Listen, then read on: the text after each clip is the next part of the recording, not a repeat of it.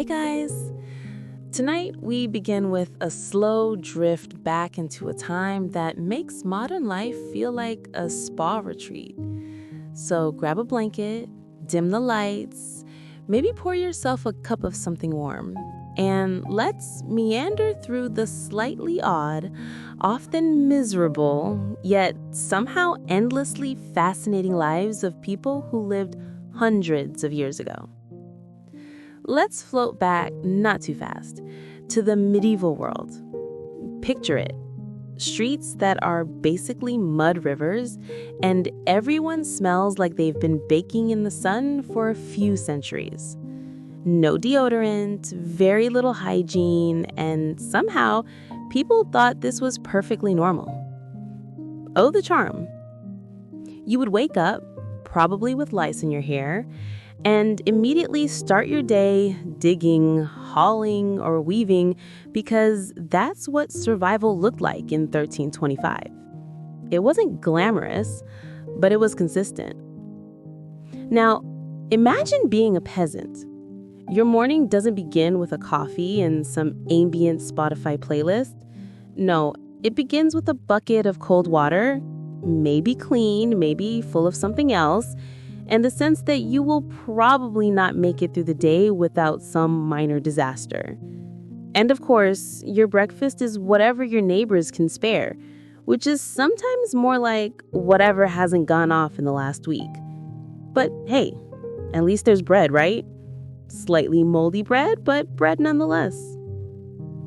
Floating gently over to the elite, because let's be honest, the royals' lives were equally strange, but for different reasons.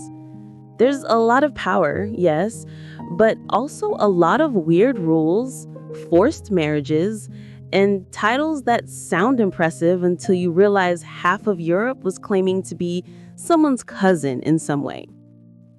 Take King Charles VI of France, for instance. He was called the Beloved early on, which seems kind of ironic because later he earned the nickname Charles the Mad. Not exactly a marketing choice you'd want on your LinkedIn profile. He would sometimes wander the palace hallways dressed as a commoner, or sometimes just stand in corners muttering to himself. And of course, the court loved this, because why not double down on a little chaos? And while we're floating over this royal disaster, let's glance at the Habsburgs. Yes, the same family that has enough portraits of themselves to fill a museum, all showing off very similar noses and jawlines. Inbreeding was apparently considered an aesthetic, or maybe just convenient. Either way, they called one of their members the Handsome, which, judging by the portraits, looked more like a half-baked potato with a fancy wig. Charming, really. As we wander slowly through these dynasties, you notice patterns. People married young, usually because someone told them to. They developed weird obsessions with food, gardens, and pets, sometimes all at once. And yes, emotional meltdowns were apparently a legitimate form of communication. You might find a queen throwing herself on the floor because her favorite tapestry wasn't aligned with the sunlight, or a duke who refused to eat anything but a very specific kind of cheese, and woe betide the servant who brought the wrong one. Now, floating over to the daily life of the ordinary folk again, because the contrast is delightfully tragic. Imagine waking up, trying to get some work done, and literally hoping that your neighbor doesn't accidentally trample your crops. Because medieval villages were very small, and personal space was considered a suggestion. Most people slept in communal spaces with animals for warmth, or at least for the illusion of warmth, so your nightly dreams were a mix of sheep, pigs, and occasional nightmares of taxes. And speaking of taxes, the medieval tax system was a treat. Lords would often tax based on what you didn't even know you owned. Maybe you had a goat, tax it. Maybe you had some slightly damp hay, tax it too. And then there were tithes, which was basically the church saying, hey, give us a tenth of everything you own, thanks. But don't worry, they'd make it sound very spiritual. If you were a peasant, you'd look at all this and think, well, at least I'm still alive. Survival was the main hobby. Now, floating gently back to the elites, let's consider King Henry VIII's distant ancestors. They were charming in their own way. If you consider obsessive hunting, elaborate hats, and marrying for land rather than love charming. It's interesting to note that every single royal seemed to have a hobby, mostly consisting of riding horses or decorating castles with things that didn't necessarily make sense, like gold-plated chairs shaped like lions. And yes, they were all very serious about it. You wouldn't dare sit in a golden lion chair unless someone invited, mostly because someone could get offended, or worse, because it might collapse. And here's something delightful. Mental health was not really a thing. Kings and queens, dukes and duchesses all had quirks that today would land them multiple therapy sessions. Instead, back then, it was often explained as either divine will or occasionally witchcraft. So a king wandering the halls muttering about invisible enemies? Totally normal. The court just nodded along politely and kept passing him cheese platters. At this point, it's worth taking a slow breath, maybe stretch a little, and imagine being a child in these families. Not your regular bedtime stories. No, there is involved learning how to survive intrigue, avoid poisoning, though let's be honest, accidents happened, and somehow figure out how to look impressive in portraits for the future. And as we drift through these centuries, you begin to notice a comforting pattern. No one really had it all together. The royals, the peasants, the nobles, everyone was a little off kilter. And maybe that's why history is so soothing to read at night. Because no matter how chaotic your life feels, someone, somewhere was probably wearing a potato wig and calling it fashion. Or complaining that the sun hit their castle at the wrong angle. Back into the medieval world, where the ground is mud, the water is questionable, and the idea of a shower is, well, non-existent. Imagine waking up in a tiny room, maybe shared with your siblings, maybe shared with your goat, and definitely shared with some fleas. And then you realize your day begins with a chore list that makes modern job boards look relaxing. First on the list, getting dressed. Clothes weren't exactly breathable. They were heavy, scratchy, and mostly brown or gray.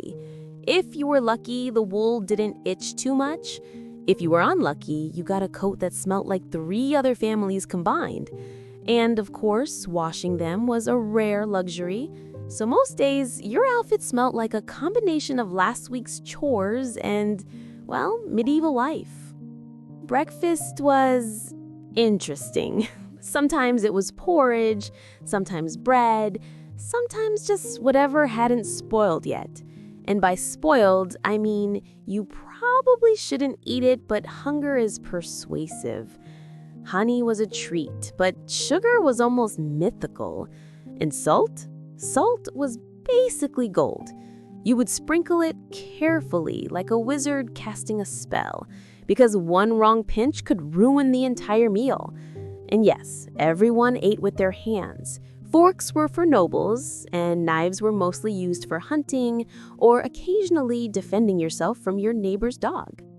Now let's float over to the workday. Fields, farms, and forests were your office, and the boss was nature itself. Crops had to be planted, watered, and harvested, usually in all weather conditions. Rain, too bad. Sun, too hot. Mud, constant.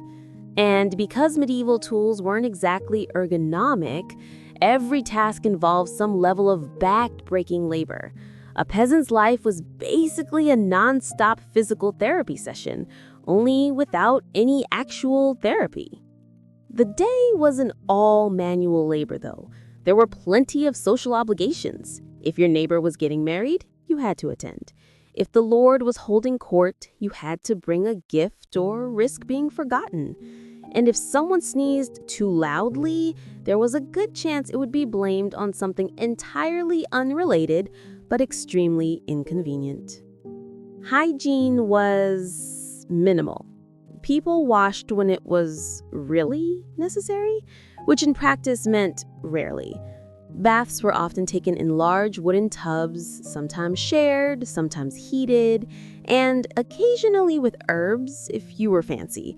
But mostly it was a quick rinse, a sigh of relief, and back to work. Hair? Combed, maybe. Teeth? Mostly ignored. And smell, let's just say medieval perfume was a polite suggestion, not a requirement. Let's drift back to the elite for a moment, just to keep things balanced. The nobles had their quirks too. Fancy meals, elaborate clothing, and long grooming rituals. But don't get the idea it was relaxing. Some of them obsessed over trivial things. One countess reportedly refused to wear shoes made in a village, because why not?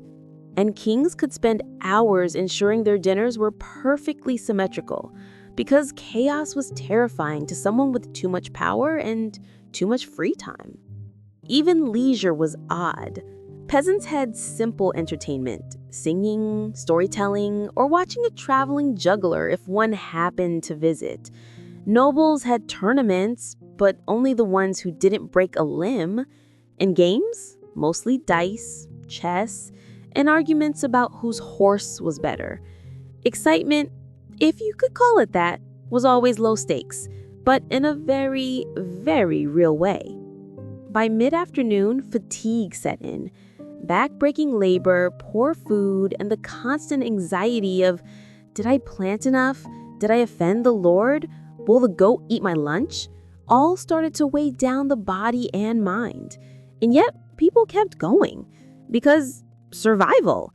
And maybe because complaining out loud could lead to worse outcomes.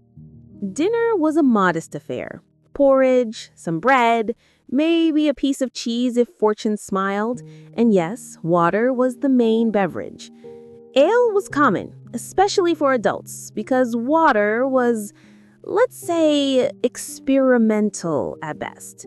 And the night would slowly creep in, along with the hope that no rats invaded your bedding, because medieval sleep was basically a gentle negotiation with pests. So as we drift toward evening, we see a rhythm: work, eat, avoid danger, repeat. Life was simple, slow, and exhausting. And maybe that's why it makes such perfect bedtime content.